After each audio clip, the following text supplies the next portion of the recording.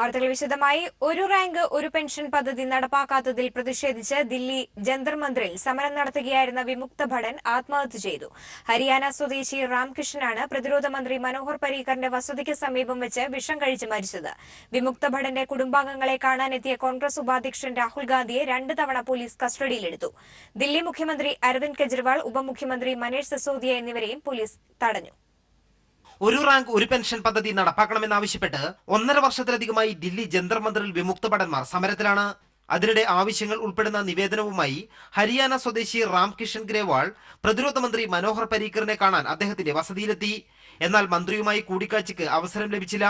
ഇതിനുശേഷമാണ് വിഷം കഴിച്ച് ആത്മഹത്യ ചെയ്തത്. വിമുക്ത ഭടന്മാരുടെ ന്യായമായ ആവശ്യങ്ങളിൽ കാലതാമസം വരുത്തുന്നതിൽ പ്രതിഷേധിച്ച് ജീവൻ അർപ്പിക്കുകയാണെന്ന് കുറിപ്പെഴുതി വെച്ചതിന് ശേഷമായിരുന്നു ആത്മഹത്യ. രാംകിഷന്റെ ബന്ധുക്കളെ കാണാനെത്തിയ കോൺഗ്രസ് ഉപാധ്യക്ഷൻ രാഹുൽ ഗാന്ധി, ദില്ലി മുഖ്യമന്ത്രി അരവിന്ദ് കെജ്രിവാൾ, ഉപമുഖ്യമന്ത്രി മനീഷ് സിസോദിയ എന്നിവരെ പോലീസ് തടഞ്ഞത് നാടകീയ രംഗങ്ങൾക്ക് ഇടയാക്കി. ക്രമസമാധാന പ്രശ്നം ചൂണ്ടിക്കാട്ടി 2 തവണ രാഹുൽ ഗാന്ധിയെ പോലീസ് കസ്റ്റഡിയിലെടുത്തു. RML ഹോസ്പിറ്റലിന് പുറത്തുനിന്നും പോലീസ് കസ്റ്റഡിയിലെടുത്ത രാഹുൽ ഗാന്ധിയെ മന്ദിർ മാർഗ് പോലീസ് സ്റ്റേഷനിലെത്തിച്ച് 1 മണിക്കൂർ 10 മിനിറ്റിന് ശേഷമാണ് വിട്ടയച്ചത്. പിന്നീട് രാഹുൽ ഗാന്ധിയെയും കോൺഗ്രസ് നേതാവ് ജ്യോതിരാദിത്യ സിന്ധ്യയെയും വീണ്ടും കസ്റ്റഡിയിലെടുക്കുകയായിരുന്നു. പോലീസ് നടപടിയിൽ വൻ പ്രതിഷേധമാണ് ഉയരുന്നത്.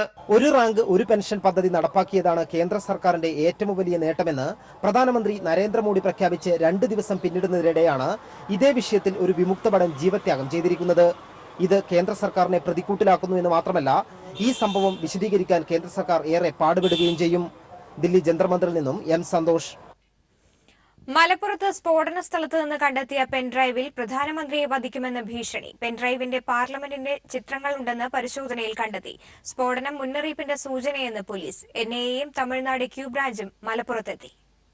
കൊല്ലം, കർണാടകത്തിലെ മൈസൂർ കലക്ടറേറ്റുകളിലെ സ്ഫോടനങ്ങളുമായി ബന്ധപ്പെട്ട വിവരങ്ങളടങ്ങിയ വീഡിയോ ആണ് മലപ്പുറം കലക്ടറേറ്റിൽ നിന്ന് ലഭിച്ച പെൻഡ്രൈവിലുണ്ടായിരുന്നത്. സംസ്ഥാനത്ത് മറ്റിടങ്ങളിലും സംഘം സ്ഫോടനത്തിന് ശ്രമിച്ചുവെന്നും IG MR അജിത് കുമാർ പറഞ്ഞു. നെല്ലൂരും വെല്ലൂരും മൈസൂരിലും ഒക്കെ നടന്നതുമായിട്ട് സിമിലർ ആയിട്ടുള്ള ഓപ്പറേഷൻസ് ആണ്. ഇവിടെ നിന്ന് കിട്ടിയ തെളിവുകളും ഇൻഡിക്കേറ്റ് ചെയ്യുന്നത് എല്ലാം ഒരു ഗ്രൂപ്പ് തന്നെ ചെയ്തതായിട്ടാണ്. NIA കൊച്ചി യൂണിറ്റിലെ DYSP V അബ്ദുൽ ഖാദറിന്റെ നേതൃത്വത്തിലുള്ള 5 അംഗ അന്വേഷണ സംഘം സ്ഫോടന സ്ഥലത്തെത്തി വിവരങ്ങൾ ശേഖരിച്ചു. ഇവരോടൊപ്പം കൊല്ലം, മൈസൂർ സ്ഫോടന കേസുകളിലെ അന്വേഷണ ഉദ്യോഗസ്ഥരും തമിഴ്നാട് ക്യൂ ബ്രാഞ്ചിലെ അംഗങ്ങളും മലപ്പുറത്തെത്തി. ഫോറൻസിക് വിഭാഗവും വിശദമായ പരിശോധനകൾ പൂർത്തിയാക്കി. അന്വേഷണ ചുമതലയുള്ള നാർക്കോട്ടിക് DYSP PT ബാലനും മലപ്പുറത്തുണ്ട്. കലക്ടർ വിളിച്ച വകുപ്പ് മേധാവികളുടെ യോഗത്തിൽ സിവിൽ സ്റ്റേഷനിലെ സുരക്ഷാ ക്രമീകരണങ്ങൾ ഊർജിതമാക്കാനും തീരുമാനിച്ചിട്ടുണ്ട്. News bureau, Malappuram. കോടതിയിൽ വീണ്ടും മാധ്യമപ്രവർത്തകർക്ക് വിലക്ക്. എറണാകുളം പ്രിൻസിപ്പൽ സെഷൻസ് കോടതിയിലാണ് ഒരു വിഭാഗം അഭിഭാഷകർ മാധ്യമപ്രവർത്തകരെ വിലക്കിയത്. ജിഷ വധക്കേസുമായി ബന്ധപ്പെട്ട കോടതി നടപടികൾ റിപ്പോർട്ട് ചെയ്യാനെത്തിയ മാധ്യമപ്രവർത്തകരെ ഒരു വിഭാഗം അഭിഭാഷകർ കോടതി മുറിയിൽ നിന്ന് ഇറക്കിവിടുകയായിരുന്നു. ജിഷ വധക്കേസിൽ വിചാരണ തുടങ്ങുന്നതിന്റെ ഭാഗമായി ഇക്കാര്യം റിപ്പോർട്ട് ചെയ്യാനെത്തിയ മാധ്യമപ്രവർത്തകരോട് ഒരു വിഭാഗം അഭിഭാഷകർ രാവിലെ മുതൽ തന്നെ അസഹിഷ്ണുത പ്രകടിപ്പിച്ചിരുന്നു. രാവിലെ കോടതി മുറിയിലിരുന്ന പത്രലേഖികയെ എഴുന്നേൽപ്പിച്ചു വിട്ടു. ഉച്ചയ്ക്ക് ശേഷം വീണ്ടും കോടതിയിലെത്തിയ മാധ്യമപ്രവർത്തകരോട് ഇവിടെ ഇരിക്കാൻ പാടില്ലെന്ന് പറഞ്ഞ് ചില അഭിഭാഷകർ തട്ടിക്കയറുകയായിരുന്നുവെന്ന് ദേശാഭിമാനി ലേഖിക മഞ്ജു കുട്ടികൃഷ്ണൻ പറഞ്ഞു. ഒരു അഭിഭാഷകൻ വന്നിട്ട് എന്നോട് എഴുന്നേക്കാൻ പറഞ്ഞു. എന്തിനാണെന്ന് ചോദിച്ചപ്പോൾ അദ്ദേഹം പറഞ്ഞത് പത്രക്കാരങ്ങനെ ഇപ്പോൾ കോടതി ഹാളിൽ ഞെളിഞ്ഞിരിക്കേണ്ടെന്നായിരുന്നു. വളരെ പ്രകോപനപരമായ ഭാഷയായിരുന്നു.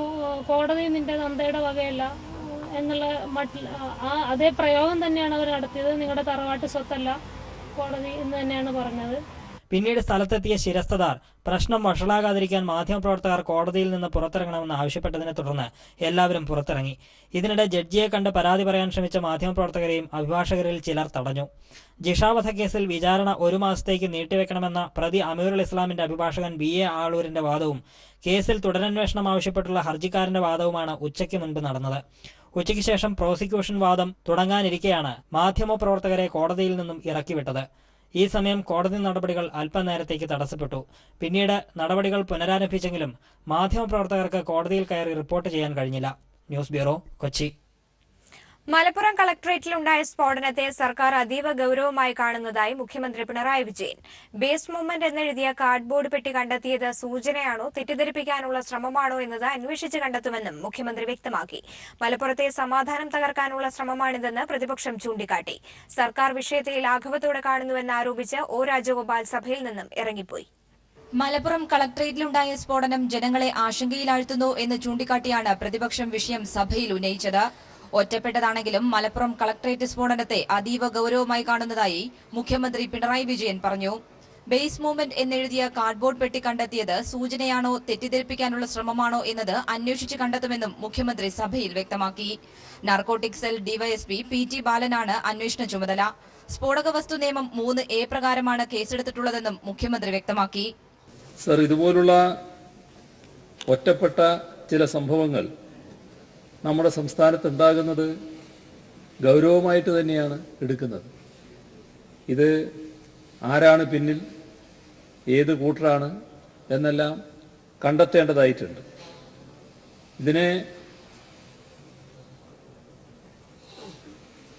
ഇതിന് ഉത്തരവാദികളായവരെ പിടികൂടാനുള്ള ഗൗരവമായ ശ്രമം തന്നെയാണ് പോലീസ് നടത്തുന്നത്. മലപ്പുറത്ത് ബേസ് മൂവ്മെന്റ് എന്ന സംഘടനയെക്കുറിച്ച് കേട്ടിട്ടില്ലെന്നും അങ്ങനെയുണ്ടെങ്കിൽ അതിന്റെ അടിവേര് കണ്ടെത്തണമെന്നും അടിയന്തര പ്രമേയ നോട്ടീസ് നൽകിയ P. ഉബൈദുള്ള പറഞ്ഞു.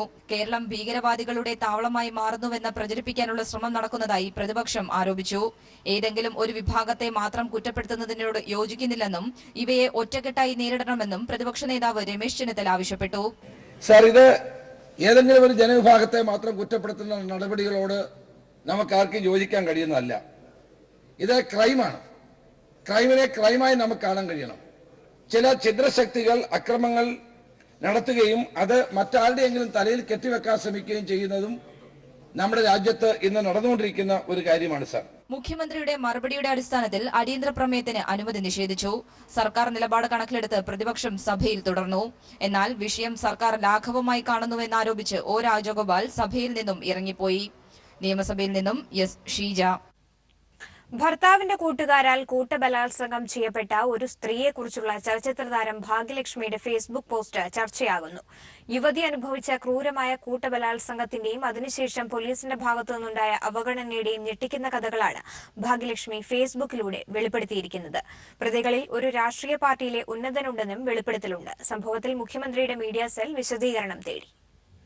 കൂട്ടബലാത്സംഗത്തിനിരയായ യുവതി പോലീസിൽ പരാതിപ്പെട്ടിട്ടും നീതി നിഷേധിക്കപ്പെടുകയും പ്രതികൾ ഭീഷണിപ്പെടുത്തി മാനസികമായി പീഡനം തുടരുകയും ചെയ്ത സാഹചര്യത്തിലാണ് യുവതിയും ഭർത്താവും തന്നെ സമീപിച്ചതെന്ന് ഭാഗ്യലക്ഷ്മി ഫേസ്ബുക്കിൽ പറയുന്നു. 2 വർഷം മുമ്പാണ് പരാതിക്കിടയാക്കിയ പീഡനം നടന്നത്. തൃശൂരിലാണ് സംഭവം. ഭർത്താവിന്റെ സുഹൃത്തുക്കൾ ഒരുക്കിയ കെണിയിൽ യുവതി അകപ്പെടുകയായിരുന്നു. ക്രൂരമായി പീഡനം നടത്തിയവർ സമൂഹത്തിൽ മാന്യന്മാരായി ജീവിക്കുകയും ഭീഷണി തുടരുകയുമാണ്. അതിലൊരാൾ ഒരു രാഷ്ട്രീയ പാർട്ടിയിലെ ഉന്നതനാണെന്നും വെളിപ്പെടുത്തലുണ്ട്. മക്കളെ ഓർത്ത് ആത്മഹത്യ ചെയ്യാതെ ജീവിതം തുടരുകയാണെന്നും ഒരു കൈസഹായത്തിന് പോലും ആരുമില്ലാത്ത നിസ്സഹായാവസ്ഥയിലാണ് യുവതിയും ഭർത്താവും തന്നെ സമീപിച്ചതെന്നും ഭാഗ്യലക്ഷ്മി പറയുന്നു. പരാതിയുമായി സമീപിച്ചപ്പോൾ പോലീസുകാർ വാക്കുകൾ കൊണ്ട് മാനം കെടുത്തിയെന്നും നീതി കിട്ടില്ലെന്ന് ഉറപ്പായപ്പോൾ പരാതി പിൻവലിച്ചെന്നുമാണ് കുറിപ്പ്. സമാനമായ നിരവധി പേർ സമൂഹത്തിലുണ്ടെന്ന് ജനങ്ങൾ അറിയാൻ വേണ്ടിയാണ് ഭാഗ്യലക്ഷ്മിയുടെ ഫേസ്ബുക്ക് കുറിപ്പ്. അതേസമയം പ്രതികൾക്കെതിരെ നടപടി ഉണ്ടാകുമെന്ന് ഉറപ്പുണ്ടായാൽ സ്വയം വെളിപ്പെടുത്താൻ യുവതി തയ്യാറാണെന്നും ഭാഗ്യലക്ഷ്മി കൂട്ടിച്ചേർത്തു.